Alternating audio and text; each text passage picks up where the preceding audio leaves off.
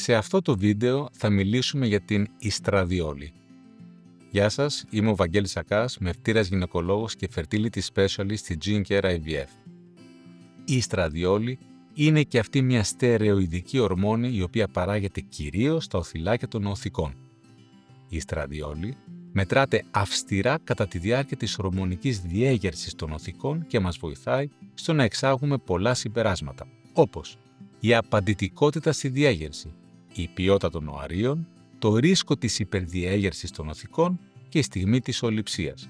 Για παράδειγμα, στις γυναίκες στις οποίες η ιστραδιόλη αυξάνεται πάρα πολύ, φοβόμαστε το σύνδρομο της υπερδιέγερσης των οθικών και δρούμε αναλόγως.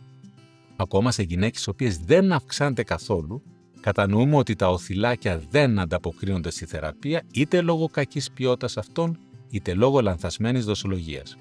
Τέλος, στις γυναίκες στις οποίες η ιστραδιόλη αυξάνεται αρμονικά παράλληλα με το μέγεθος των οθυλακίων, μας δίνει να καταλάβουμε ότι η επιλογή του πρωτοκόλου και του φαρμάκου ήταν σωστά και ότι η ποιότητα των οθικών ανταποκρίνεται στο πρωτόκολλο. Από εκεί και πέρα, απαγορεύεται να μετράτε οποιαδήποτε άλλη στιγμή.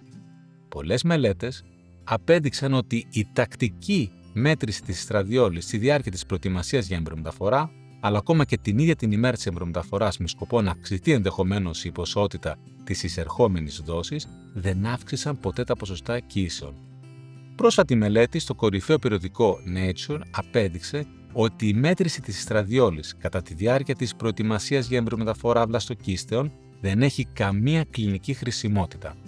Ίσως υπάρχει μια υποψία ότι η πολύ υψηλή ιστραδιόλη να επηρεάζει αρνητικά την εμβριομεταφορά των τρίτης μέρας εμβρίων, αλλά όχι των βλαστοκύστεων.